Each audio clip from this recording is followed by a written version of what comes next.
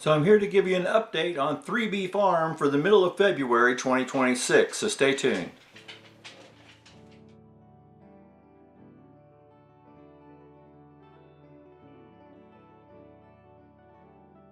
So I am back to give you an update. We're finally getting some good weather. For the last week we've had really nice temperatures and, good conditions so I could get outside and actually do some things. Anyway, we haven't had this bad of a winter in a long time. I mean, we had winters like this, when I was growing up, but this was kind of unexpected. The temperatures are just extremely cold and we've had a lot of snow. In any case, now that warmer weather is back, I'm back into full swing and trying to get things accomplished, trying to get my body to keep up with me as I'm aging. I'm having a harder and harder time. My stamina isn't what it was when I was 20 years old. Go on, dog. Anyway, he's bugging me. He hears me talking. He thinks I'm talking to him. So in any case, I'm just going to give you an update on a lot of what I've had going on for the last week and kind of give you a heads up as to what I'm growing this year for veggie starts and stuff. I grow vegetable starts and herbs and several things for the farmers market for people to buy the seedlings for their gardens. So I'm going to give you an update as to what I'm growing this year. I'm still probably going to pick up a few seeds of this and that here and there to start. I have started the first things already and show you kind of my process of that. But besides that, I do grow landscape plants, some fruit plants, but a lot of nursery shrubs and stuff, and some annual flowers as well. And those will be available at the farmers market, the Barber County Farmers Market at the fairgrounds on Saturday evenings from 4 to 7.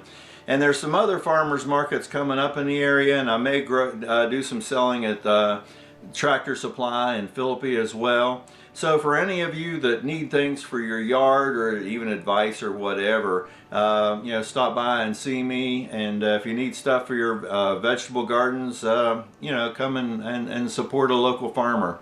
In any case, let's get into this.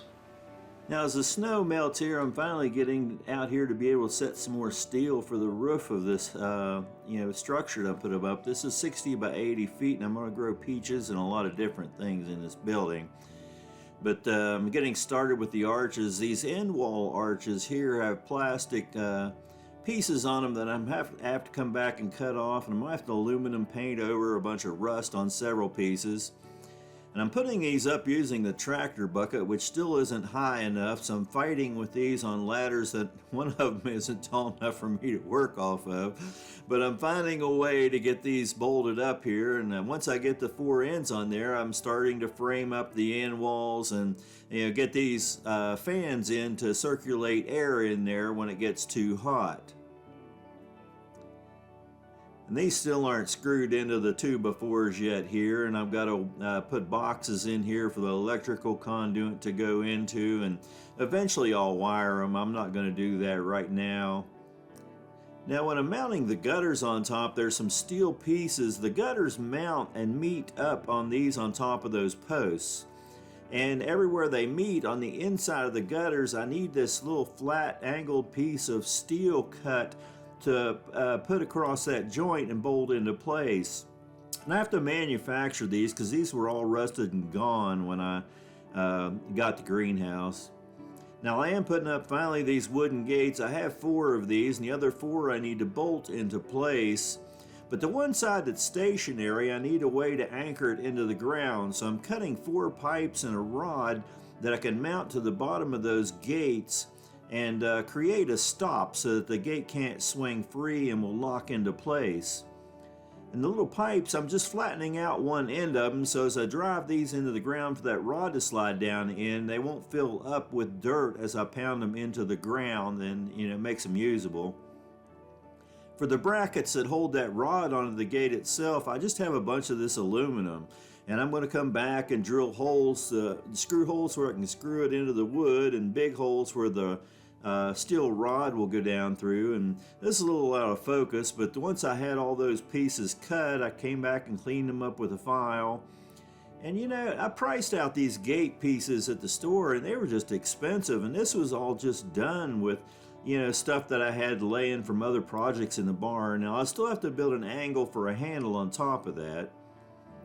The other thing I'm getting going is all my seeds in the basement, and I have these bread racks that I've used the last couple years and these shelves in them. So I took those downstairs and mounted them, and then started putting all these lights in them on timers and stuff so I can go ahead and start getting some seeds started. Now for labeling on all my seeds and flats and stuff, I just use window blinds. And I just take these cutters and I cut these into sizes. These are for finished cell packs here. But I take those and quarter them down and basically make these tiny ones. And in all my plug trays, I label with these. And in those larger ones, I label with these bigger ones. And I just put these in, you know, big packs, so I have tons of them available, and set them in this little bin here, which has all my seed starting stuff in it and cutting stuff, and set it aside for use. Now I did go ahead and start the cabbage because it's early season stuff, and I'm raising stonehead cabbage this year, so you know it's a good one everybody's requesting. Now the other things I'm going to start getting on is peppers, and I have a lot of green peppers, a few hot peppers, and tomatoes. I've got numerous varieties of tomatoes, and I'll put together, you know, a more verbal list on these later on, or you can pause the video and see what the varieties are going to be. But I've got all these herbs that I'm going to start as well. I do have some already to go in pots that were hardy. I have all these different squash plants that I'm going to raise this year. And for annuals, I'm not going to do a whole lot. I have some sunflowers I want to plant in the trees, my fruit trees, to bring up nutrients and help the soil out. I do have some green beans that are half runners that I'm going to plant in that tunnel that I'm building to sell at the market. And I have beets, carrots, radishes. I like snap peas or sugar snaps early in the year. I have watermelons, I have sugar pumpkins, and some gourds. Just some miscellaneous stuff, some collected seeds that I've collected in the past that I'm going to go ahead and germinate. And these are all the used seeds. You know, I really need to go into these and plant a lot of these, or figure out what's outdated and get rid of them. You know, I buy packets every year and keep them in this so rodents can't get into this bin and chew on them and eat them up. But, you know, I always have more seeds left at the end of the summer, or the growing season in the spring, than I've grown. So I always have extras. And I'm always buying fresh seed every year. So this year I think I'm just going to go through these, and I'm going to try to plant a lot of them out in the garden area and stuff, or just throw them in the ground, see if they come up fine. If they don't come up, you know, whatever. It's just, I don't want them to leave them in here forever because they'll go bad and won't germinate. Seeds will only last so long. Some seeds last longer than other seeds, but you know, there's just thousands and thousands of seeds in these bins. You know, a lot of them I've collected over time, and you know, some of them are left over from last spring and the seeds I started from for the farmer's market. And you know, there's just, well, you can see here I'm not even halfway down through this bin and there's just still a ton of seeds in here. I mean, the more farther I get down into the bin, the more and more and more I'm going to start getting the stuff I've collected. I mean, there's big bags of sunflower seeds and, you know, all kinds of stuff in here. There's also some empty paper packets and stuff in the very bottom that I use to store seeds in, that are in here so I don't lose them and I know where they're at, but they're basically empty. But, you know, there's just tons of stuff in here. I mean, there's a survival pack of seeds in here that I keep in case the world goes to crap. I've got seed packs to start from, and they're supposed to last for a long time. Who knows how long they really last. But there's beans, there's sweet corn, there's just, you know, a little bit of everything in this box.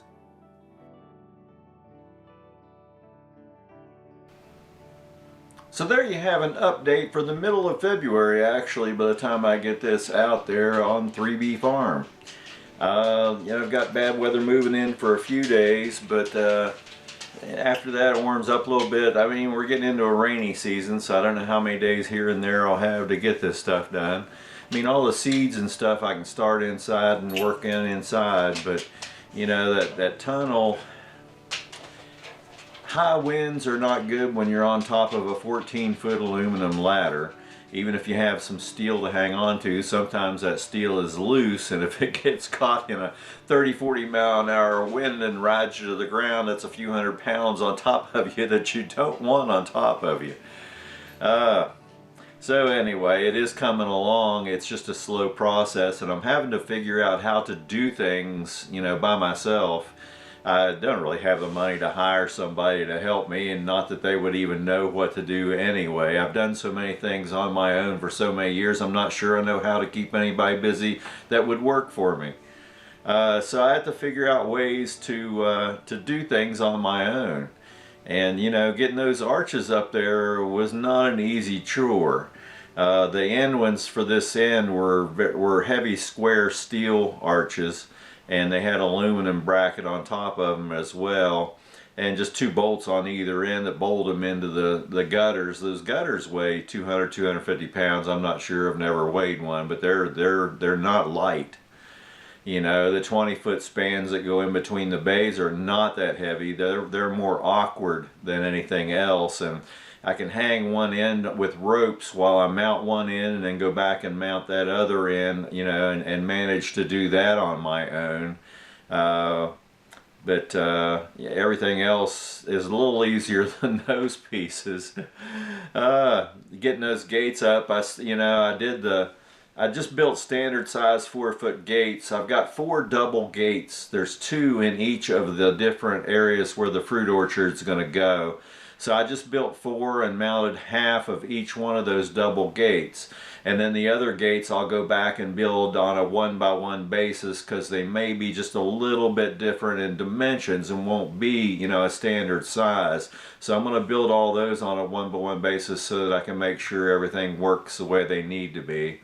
It was nice getting those in-ground brackets. You know, they're just about done. I've got a couple other little things I need to do to get those finished to mount the gates.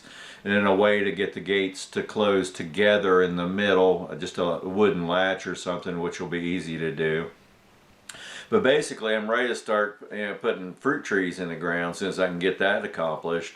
I'm waiting on the last reimbursement for the grant that I'm building all this with to order, you know, a bunch of fruit trees and a bunch of other stuff, because I'm growing this as more of a food forest type of a deal. There's going to be some landscape plants in there too that I need to use for mother plants to make babies from, for plants for my woody ornamentals. And then there's going to be the fruit trees, but then there's also going to be a bunch of perennials, because a lot of plants, if you use them together, they create a symbiotic relationship in the soil. And everything about plants is always the soil. You know, the whole United States has ruined its soil farming the way it's farmed for all these years. So I'm going into all these food forest type areas and planting things that will, you know, bring nitrogen in from the air and bring it down into the roots. I'm planting deep-rooted perennials and stuff in that bring nutrients up to the soil. And then by not tilling and not creating disturbances in the soil, I can get the microbiology to regrow in the soil to make nutrients available for the fruit trees and the other stuff that I'm growing in there. And by doing this and using different types of plants, you can really create a situation that the soil will get better over time. And using, you know, natural fertilizers, every time you use a chemical fertilizer around a plant, you're killing the good stuff in the soil. You know, all these fertilizers people buy at the stores, they're doing more harm to the environment than they are good for the plants. They're basically training the plants to try and to live on what they're being given in short doses, and then when that's gone, there's nothing natural in the soil for them to remain to keep feeding on. So anyway, I'm really trying to create more of a holistic approach and a microbiology overview of what's going on in the soil to create better plants. The more you can do that, the less insects and diseases and stuff you're going to have on your plants. I don't want to use a bunch of chemicals on the fruit to keep the fruit edible and, you know, away from disease, from bugs and diseases and everything else. I want that all to happen naturally, because I create such a good environment for them that they can protect themselves. You know, and plant some plants in there that you know, actually attract beneficial insects. Maybe even add some beneficial insects in there. You know, add tea-type composts and stuff in there. You know, there's just tons of things that we'll go into more in the future that will help all this stuff grow. So in any case, I'm rambling on. That was kind of an overview of what we've done the last week or two since I put out the last video. And yeah, stay tuned for the next one, and I'll try to put the list together of all those different veggies and stuff so you know what to look forward to at the farmer's market. So thank you for coming back and sharing this time with me. I appreciate it, and I look forward to seeing you in the future.